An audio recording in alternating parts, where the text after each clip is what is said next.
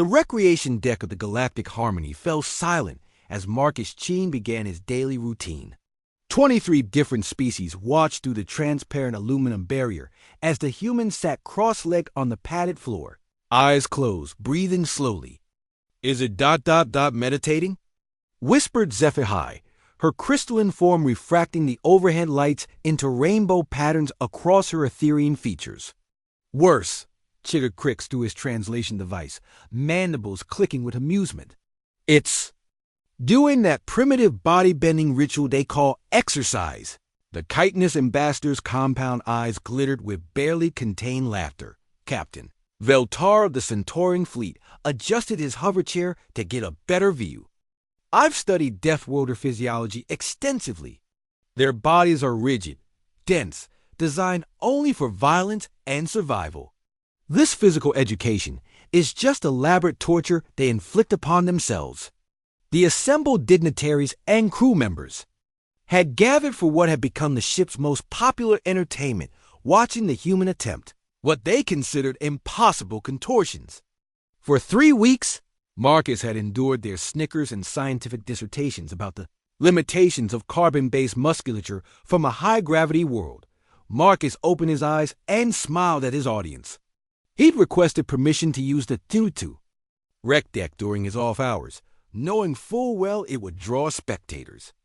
As the only human aboard the diplomatic vessel traveling to the Andromeda Peace Summit, he'd grown tired of being treated like a curiosity, a dangerous but ultimately inferior specimen from a primitive world.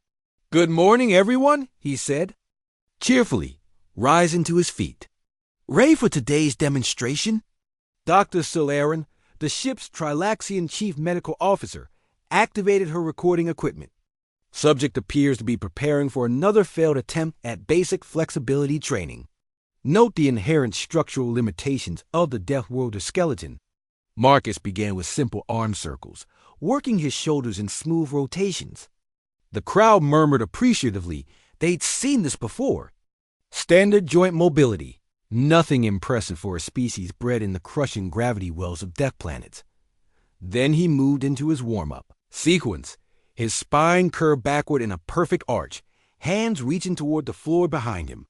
The murmurs stopped. Several Ethereans' light forms flickered uncertainly. "Impossible," breathed Captain Veltar. "Deathworlder vertebrae don't bend that way." The calcium deposits alone should prevent. Marcus flowed seamlessly into a side bend, his torso folding laterally until his fingertips brushed the floor beside his feet. The angle defied everything the assembled xenobiologists thought they knew about human anatomy. Crix's mandibles stopped clicking. Dr. Silaren's tentacles writhed in confusion as she checked her instruments. The gravitational stress his species endures should make his bones like iron bars. This level of flexibility should be biomechanically impossible. "Perhaps you don't know humans as well as you think," Marcus said mildly, transitioning into a forward fold. His palms pressed flat against the deck, his forehead nearly touching his knees.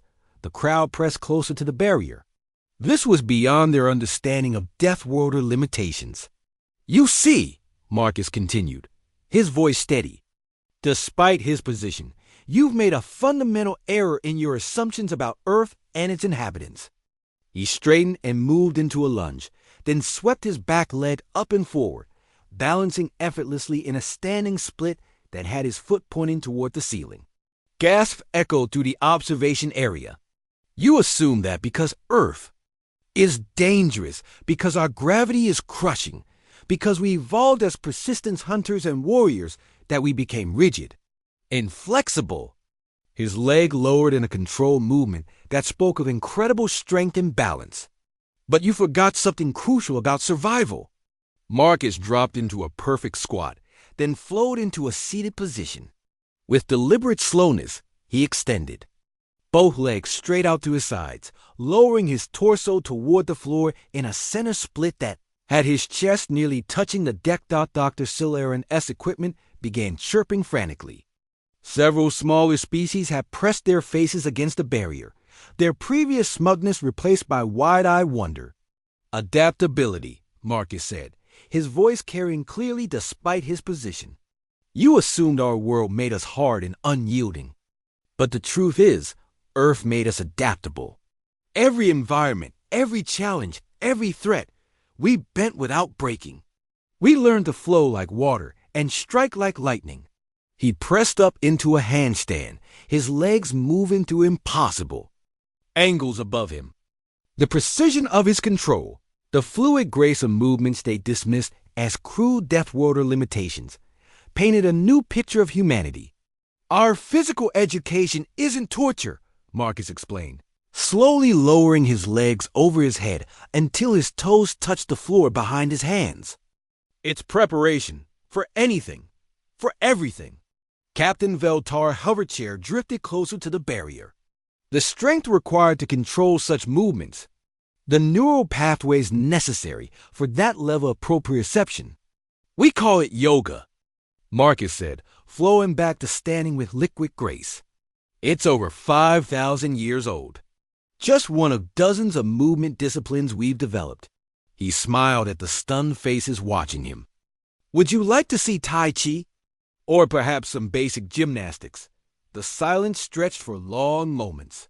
Finally, HFY's crystalline form pulsed with soft, respectful light. Human Marcus, she said formally, would you be willing to teach us? Crix's mandibles clicked in rapid agreement. The efficiency of movement, the control power, this could revolutionize our understanding of physical potential. Dr. Siloran's tentacles had stopped writhing, and she regarded Marcus with new eyes. I believe I need to revise my research on Deathworlder physiology extensively. Marcus grinned and settled back into his starting position. Tomorrow morning, same time, wear something comfortable. He closed his eyes and began his breathing exercises. And remember, the strongest trees are those that bend with the wind. As the crowd dispersed, their chatter was no longer mocking, but filled with genuine curiosity and newfound respect. The human had reminded them of a fundamental truth about his species. They hadn't conquered a death world by being inflexible. They'd done it by learning to adapt to anything the universe could throw at them, even if that meant perfecting the art of touching their toes.